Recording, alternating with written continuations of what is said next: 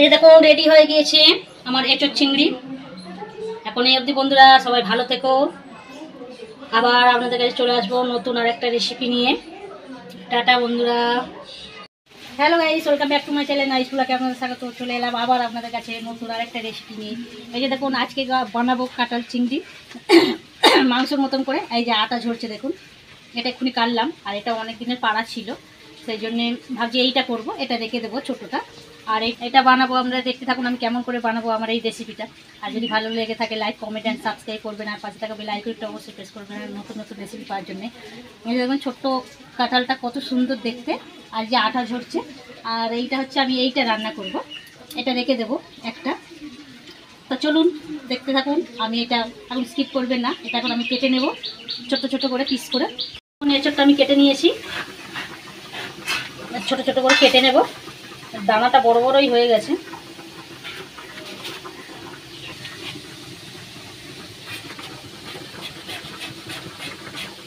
খুবই সাবধানে কাটতে হবে, নাহলে হাত কেটে যাবে। আর বটি আমাদের ভীষণ ধার, বেশি বাদ দিয়ে কাটবো না, এইগুলো কাটাগুলো বাদ দিলেই হবে।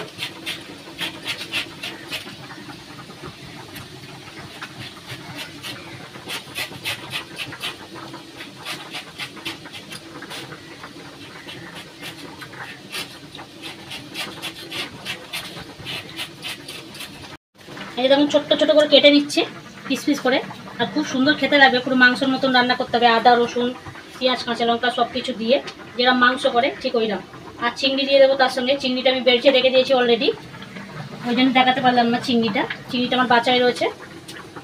আর এঁচোড়টা আমি ভালো করে ছাড়িয়ে নিচ্ছি। এই যে বড়ো বড়ো এঁচোড়টা মনে হচ্ছে একটু পেকে গিয়েছে, বেশ আর একটু কচি হলে যে কাঁঠালের এইগুলো ফেলে দিতে হয়, নাহলে তিতকুটি ভাব হয়, সেই জন্য আমি এইগুলো ফেলে দিলাম। এরকম করে ছোটো ছোটো করে সব কটা কেটে নেব।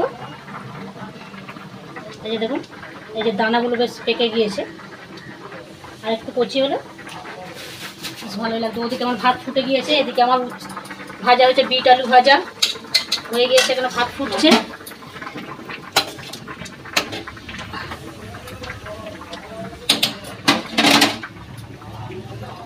একটু ভাতে জল দিয়ে দিই। এই চিংড়িগুলো আমি ভেজে নিচ্ছি নুন হলুদ দিয়ে। এখন এঁচোড়টা আমার কাটা হয়ে গিয়েছে, একটু বাকি আছে, ততক্ষণ আমি চিংড়িটা ভেজে নিচ্ছি। বিট আলু ভাজা হয়ে গিয়েছে, ভাতও হয়ে গিয়েছে। আজকে দুপুরের রেসিপি এটা, যেহেতু আমি শুধু এটা ভাবছেন যে শুধু এঁচোড়ের রেসিপিটা দেখাবে, তো সব কিছু কেন দেখাচ্ছে। তাই দুপুরে এটা বানাচ্ছি, সেই জন্য আমি বললাম। আর ওখানে পেঁপে ভাতে দেওয়া আছে। যাই হোক, আমি চিংড়িটা এখন ভেজে নিচ্ছি, স্কিপ করবেন না। আর এটা আমি এখন কেটে নিই। চিংড়িটা আমার ভাজা হয়ে গিয়েছে, গ্যাসটা অফ করে দিয়েছি, এখনো এঁচোড়টা কাটা হয়নি। এঁচোড়টা কেটে নিচ্ছি।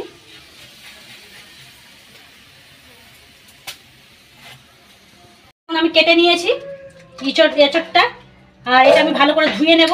নিয়ে আমি একটু নুন হলুদ দিয়ে একটু ভাপিয়ে নেব।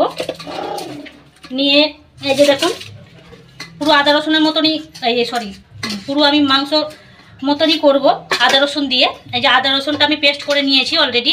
এখানে আছে আদা রসুন, এখানে ধনে পাতা, টমেটো, কাঁচা লঙ্কা, আর এখানে আছে পেঁয়াজ, সব আছে। আর মশলাগুলো আমি বের করব, যেহেতু মশলা তো লাগবেই। আমি এগুলো একটু ভাপিয়ে নেব। কেটে নিয়েছি, একটু ভালো করে ধুয়ে নেব, নিয়ে ভাপিয়ে নেব। আপনারা চাইলে ছোলাও দিতে পারেন, ছোলা দিয়েও করে, ছোলা দিয়ে এঁচোড় দিয়ে। আমি ছোলাটা দেবো না, ভিজানো হয়নি। দাও ওই জলটা দাও। এই যে আমি ভালো করে ধুয়ে নিয়েছি, আর একবার জল দিয়ে ধুয়ে নিয়ে আমি এটা বসিয়ে দিয়েছি। আর আমি একটু নুন দিয়ে দেবো, এই যে একটু লবণ দিয়ে দিচ্ছি আমি। ওর মধ্যে লবণটা ঢুকবে, ভালোই লাগবে খেতে। আর রান্না করার সময় তো আমি লবণ অবশ্য দেবো। আর একটু হলুদ দিয়ে দিচ্ছি, নুন হলুদ দিয়ে আমি এটা ভাপিয়ে নেব। ঢাকা দিয়ে দেবো, একটু নাড়িয়ে নিয়ে একটু আমি হলুদটা নুনটা একটু মিশিয়ে নেব, একটু নাড়িয়ে দেবো, দিয়ে আমি ঢাকা দিয়ে রেখে দেবো। এটা ভাপিয়ে নেবো একটু।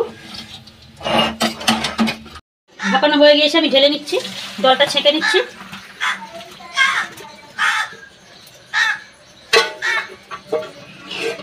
গ্যাসটা জ্বলছে, চিংড়িটা আমি ভেজে নিয়েছি, চিংড়িটা আমি তুলে নেব। দেখো এই কড়াতে আমি তেল দিয়ে দিচ্ছি, সরষের তেল দিয়ে দিলাম। আর গ্যাসটা আমি জোরে দিয়ে দিলাম। এখানে আমি তেজপাতা, শুকনো লঙ্কা, এলাচ, দারচিনি, লবঙ্গ আছে, আমি এটা দিয়ে দিলাম। আমি এগুলো একটু নোড়া দিয়ে ফাটিয়ে নিয়েছি, আর সেন্টটা খুব ভালোই ছাড়বে। এই যে গোটা জিরে দিয়ে দিচ্ছি আমি, এটা ভালো করে আমি নাড়িয়ে নেব। যেহেতু তেলটা গরম হয়নি দিয়েছি, তবে এটা একটু লাল লাল হলে আমি দিয়ে দেবো রসুনটা, পেঁয়াজটা। এই যে আমি রসুনটা দিয়ে দিচ্ছি, রসুন বাটাটা।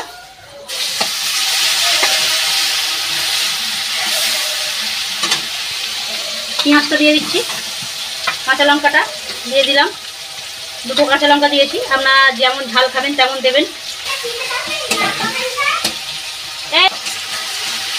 ভালো করে আমি এটা লাল লাল করে নেব। এই যে টমেটো কুচিটা আমি দিয়ে দিচ্ছি, ছোট ছোট 3টে টমেটো আছে।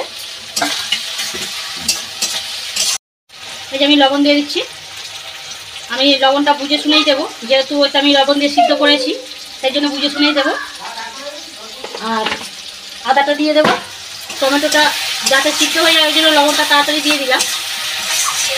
টমেটোটা ঝপ করে সিদ্ধ হয়ে যাবে, গলে যাবে। দিয়ে ঢাকা দিয়ে দিলাম। তারপরে এই যে এগুলো ভাপিয়ে রেখেছি, যখন অর্ধেক আমার সিদ্ধ হয়ে গিয়েছে আলুগুলো, আদা বাটাটা আমি দিয়ে দিচ্ছি।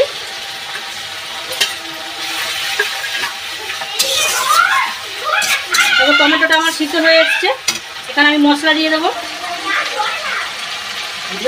হলুদ দিয়ে দিলাম, হ্যাঁ দিচ্ছি না, 1 চামচ হলুদ দিয়ে দিলাম, বড় চামচে। জিরে আর ধনে একসঙ্গে মিশানো আছে, 1.5 চামচ দিয়ে দিলাম। রেড চিলি গুঁড়ো দিয়ে দিলাম 1 চামচ।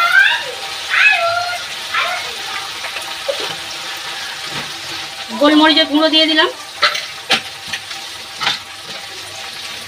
একটু ভাজা মশলা দিয়ে দিলাম। এবার ভালো করে এটা আমি নাড়িয়ে নেব।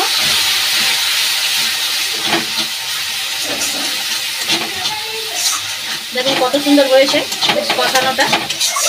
ভালো করে এটা আমি ভেজে নেব। মশলা যত ভাজবেন তত রান্না খেতে ভালো লাগবে।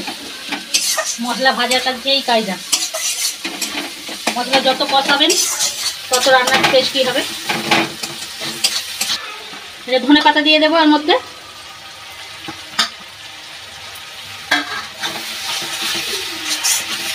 মশলাটা আমার কি সুন্দর ভাজা ভাজা হয়ে যাচ্ছে, মশলার গায়ে থেকে তেল ছেড়ে দিয়েছে।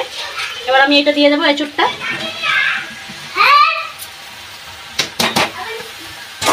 ভালো করে আমি নাড়িয়ে নেব।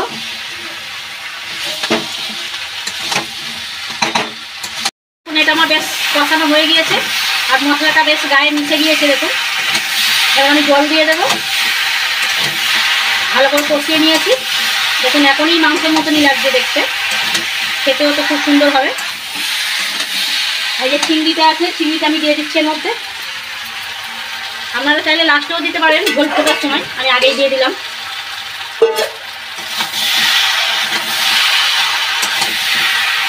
এবার আমি জল দিয়ে দেবো।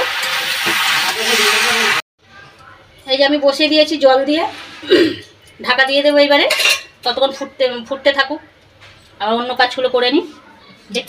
দেখতে থাকবেন, স্কিপ করবেন না বন্ধুরা। আবার আপনাদের কাছে চলে আসবো। এখন এই অবধি এঁচোড় চিংড়ি আমাদের প্রায় রেডি হয়ে আসছে, আর বাকি আছে 10-15 মিনিট। আপনারা দেখতে থাকুন, স্কিপ করবেন না। আর লাইক কমেন্ট করতে ভুলবেন না।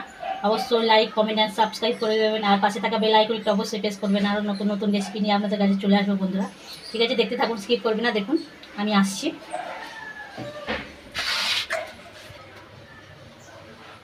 দেখুন এঁচোড় চিংড়ি আমার রেডি হয়ে গিয়েছে। এখন জল শুকিয়ে গিয়েছে, বেশ একটু কাদা কাদা ভাব হয়েছে। বেশি জল মারবো না, অনেকেই খাবো, অনেক জন্য। আলুও সিদ্ধ হয়ে গিয়েছে। এই যে দেখুন আলু ভালোই সিদ্ধ হয়ে গিয়েছে।